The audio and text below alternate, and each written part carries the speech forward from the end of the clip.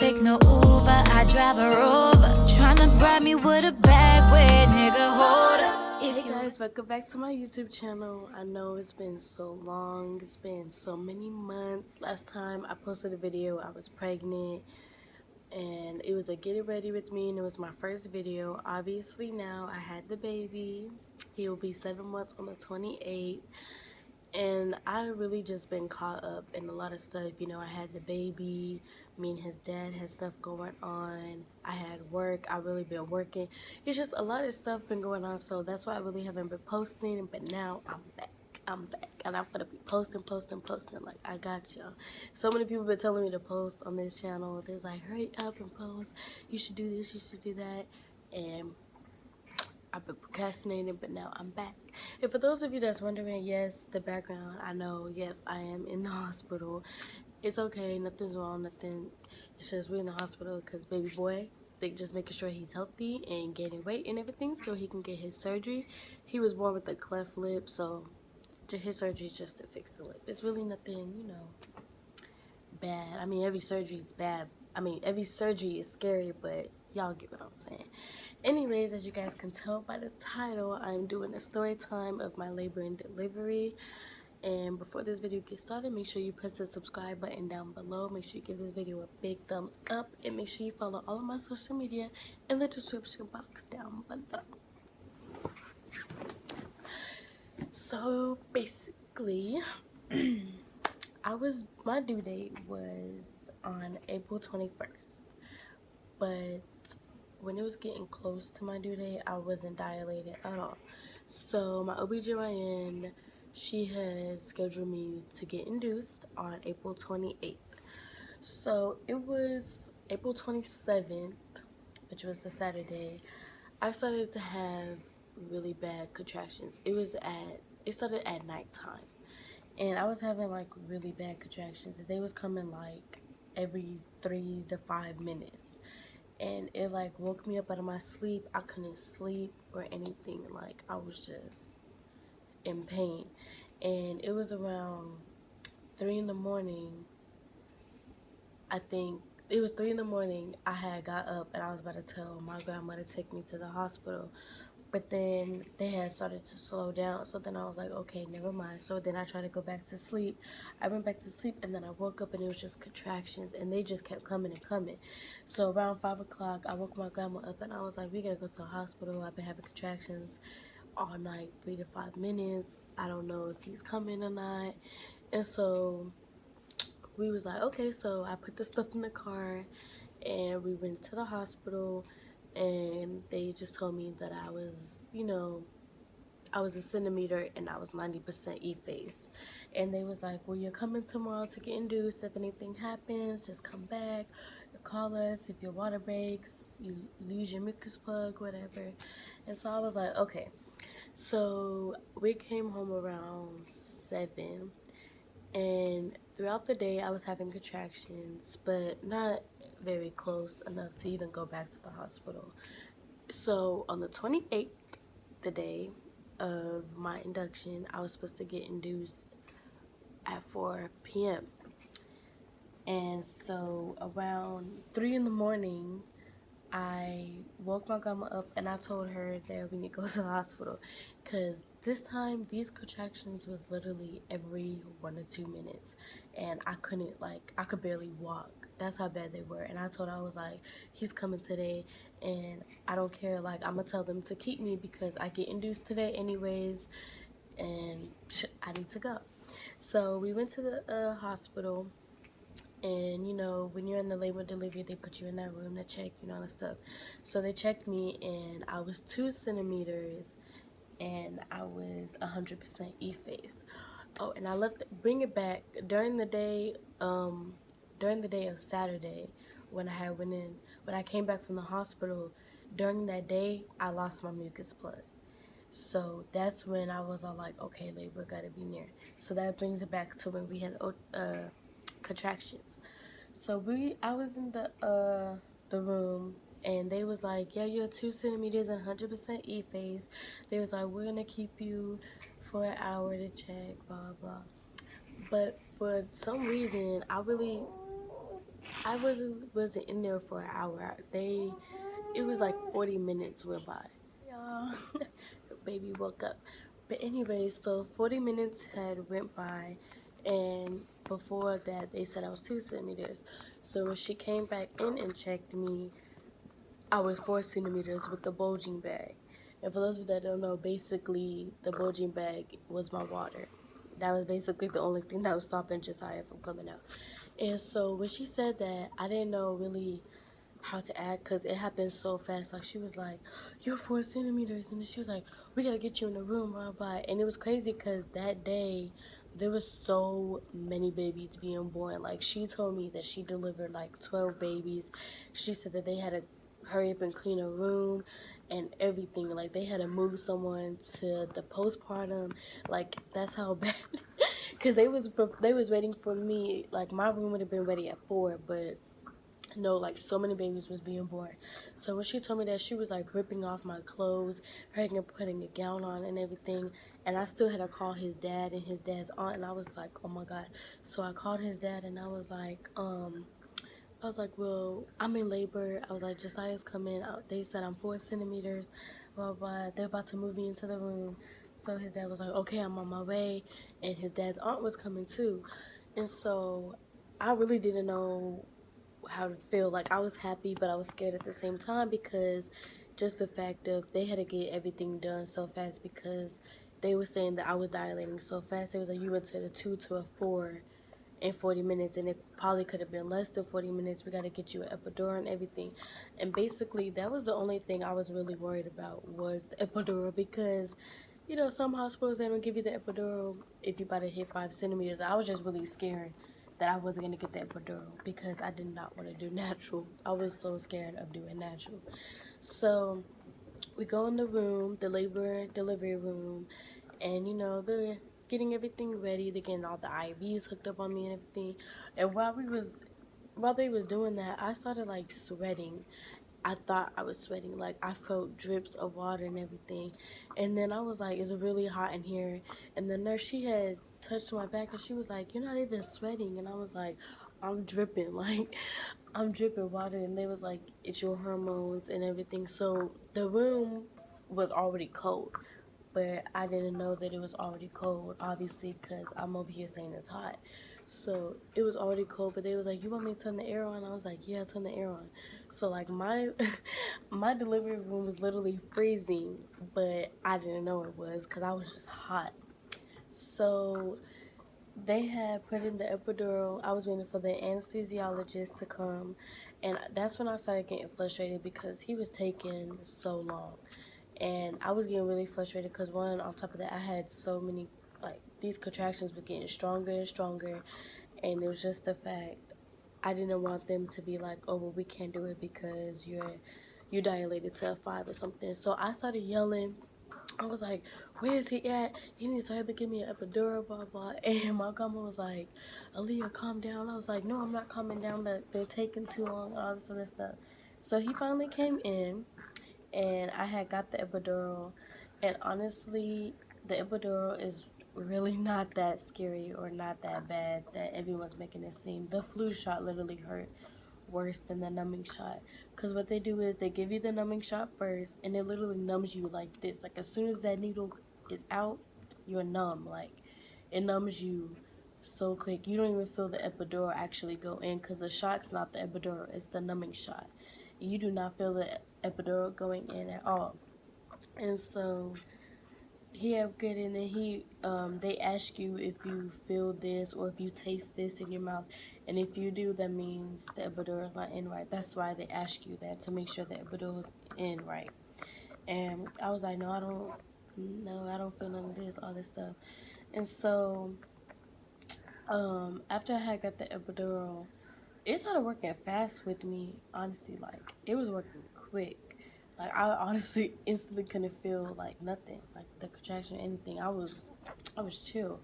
And so the doctor came in, and it wasn't my OBGYN. Apparently she wasn't in. She wouldn't have been in until the next day. So another doctor had to deliver me, but he had checked me first to see how many centimeters I was, and right after I got the epidural, I was 5 centimeters, and then he had broke my water. So, and mind you guys, I would have been had Josiah early in the morning if I didn't get the epidural, but baby, them contractions is no joke at all. And so they broke my water and everything. And so that's when Dad came and stuff. And we was really just waiting on baby boy to come out. And I was so scared. Like, I was really nervous. I was scared and nervous, happy. Like, so many emotions was coming. I was like, oh my God, I'm about to meet my son. I'm really about to be a mom. And I was really scared on the fact of giving birth, because honestly, giving birth is close to death. Like, you're literally this close to death of giving, like, when you're giving birth, that's how close to death you are. And so I was really scared. I really didn't know how my body was going to take it. Like, obviously, you're not going to know how your body's going to take birth, especially if it's your first time. And so around 3, um, the nurse, she had checked me, and she was like, you're 10 centimeters. And she was like, we're about to get ready. And so I was like, okay. And I was ready, but then I was so scared. And so then they started popping my legs up and getting everything ready and stuff. And Dad was on this side, and then my grandma was on this side of me. And Dad's aunt, she was just, taking the pictures and everything. And so so the nurse, she wanted me to do practice pushes. So I started doing some practice pushing, and she was like, okay, that's good, blah, blah. And then that's when she was like, okay, now it's time for the real pushes. And so I was kind of scared because the doctor wasn't even in yet, and she was talking about real pushing, and I was like, what the fuck? So I just started pushing, because at this point, I was just like, okay, well, this baby need to get out of me, because I was 41 weeks, like, no, I wasn't, no. So I just started pushing. And when the doctor had came in, like, right after I was done with my first push, and he had came in, and then they was like, do you want a mirror to watch yourself give birth?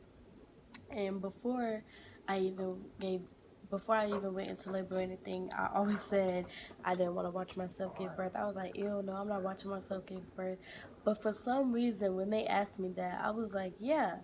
So they brought in a mirror, and the mirror that they brought in, it was like the big square mirror, and it had lights around it. And they popped it up to right when I could, see everything just and stuff. I was like, okay. And so they was like, are you ready? And I was like, yeah. And so we started pushing, and honestly, my labor, it was really quick, because I literally did 5 pushes. Like 5 pushes, and baby boy was out. And watching yourself give birth, to me, it motivates you more. Like, it motivates you to push harder and to push longer. And it really isn't that bad. Like, watching yourself give birth is not that bad, honestly. To me, at that, it wasn't that bad, and it motivated me to just push him out. So it literally took 5 pushes, and he came out. And when he came out, we noticed his cleft lip. Um, Mind you, I wasn't notified at all that he was gonna have a cleft lip. With babies that are born with cleft lip, they're supposed to tell you when you find out the gender. My OBGYN, she didn't tell me at all. I didn't know any idea of him having a cleft lip. Neither did any of the other doctors. But she knew, but we didn't. So he was born with a cleft lip, and I started crying. I started crying once I heard his cry, because once I heard his cry, that really hit me. Like, I felt a spark in my chest, honestly. Like, I just started crying once I heard his cry, because that was the most wonderful thing. Oh my God. I'm getting emotional. Hold on. Just hearing his cry was the most beautiful thing. Like, it was so cute, and I waited for it so long. And just seeing him and holding him, it was the most wonderful thing. Like I developed a love so deep and so unconditional so quick. Like, from him moving inside of me to just me pushing him out. And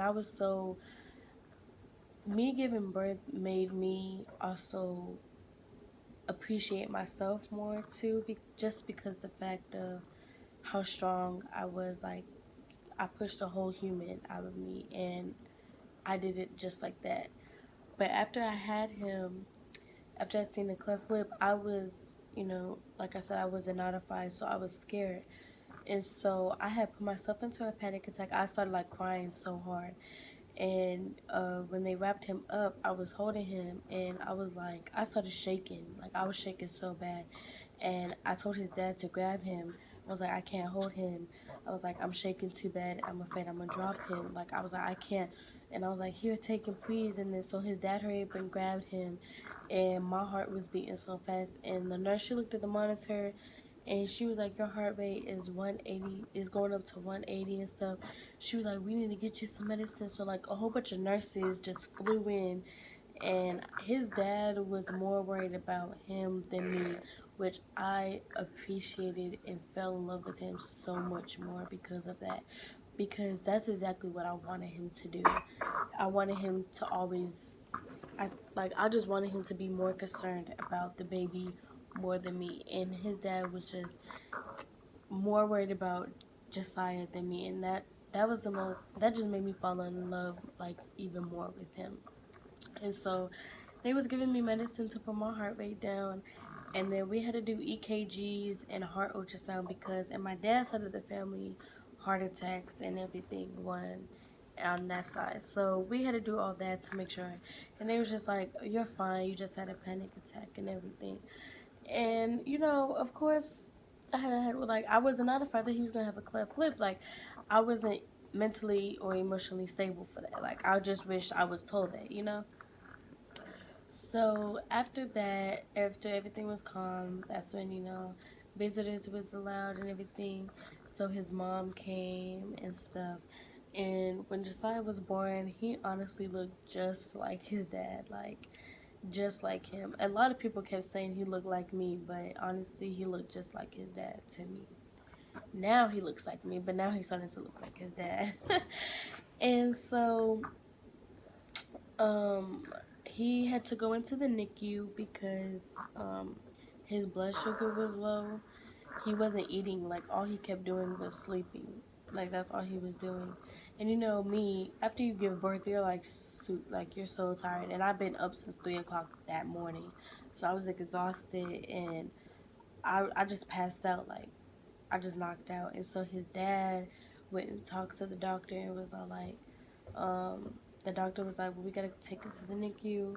And so then that's why he had to be in the NICU, because his blood sugar was low. He was in the NICU. He was at the hospital we was at. He had to be transported to another hospital, and so he was in the NICU for almost 2 weeks, and then basically they just wanted him to eat on his own, and he finally did. And so yeah, so he was at the NICU, and then we got to take him home. And honestly, he was such a good newborn baby. Like, he would only wake up once or twice at night, and he he was just tiny. He weighed 7 pounds and 1 ounce. But honestly, when you held him, it felt like you wasn't holding anything. Like, that's how tiny. Like, he was so tiny. It was so cute. He was so tiny.